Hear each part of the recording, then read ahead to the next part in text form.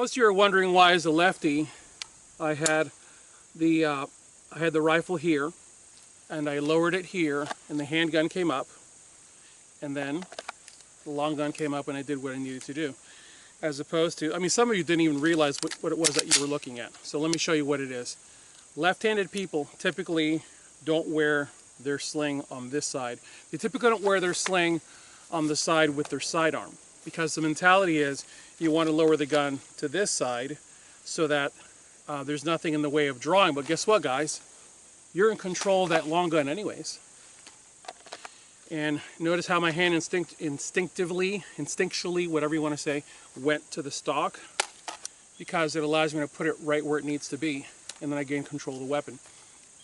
The other reason for that is, if I'm in a long gun fight, my gun goes empty or malfunctions, I immediately must transition to my handgun. I'm in a gunfight. Okay?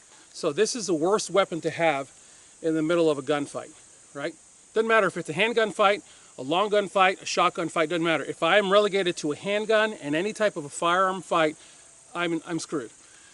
The reason that I choose to have my sling set up this way is, if this is the only weapon that I'm relegated to in the fight, and it should go down for whatever reason, if I get a click and I go tap, rack, and I get another click, I immediately must eject that mag and go to my next mag. If my long gun is set up to this side, and in motion, because remember, most gunfights are not static, and in motion, even single point slings will allow the weapon to have a bias to one side, whatever side it's leaning towards. So I'm going to end up with my long gun kind of working its way here as I run. Guys, this is experience. I've actually experienced this. So now my handgun is here, and I've got to get to support gear. I'm having to go through my long gun to get to support gear. I mean, what if it ends up here, if I've had to go prone? Guys, I've done all this before. I've worked barriers, I've worked vehicles, up, down, rolling around, and the gun ends up biasing to this side. And then I would end up having to go to support gear. This is my shoot and scoot rig. Actually, it's sympathetic nervous system rig, but we ended up calling it the shoot and scoot SNSR. Now I've got a long gun in the way of my support gear, but if I set myself up for success from the get-go, as I'm moving, and the handgun is out, and this gun begins to make its way over here, and it continues to make its way over there, it doesn't matter because my support gear is here.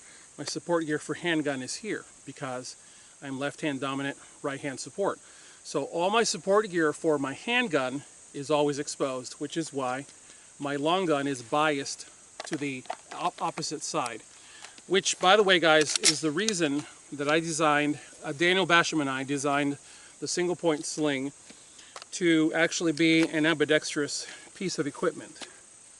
What you do is you disconnect the emergency release buckle, rotate the sling, pass it over, bring it back around, and now you have literally flipped the sling like that. Now this is set up for right hand use or left hand use, depending on what you want your bias to be. If you want to go back, same thing. Disconnect, rotate, pass it over, sling comes around, and you're done.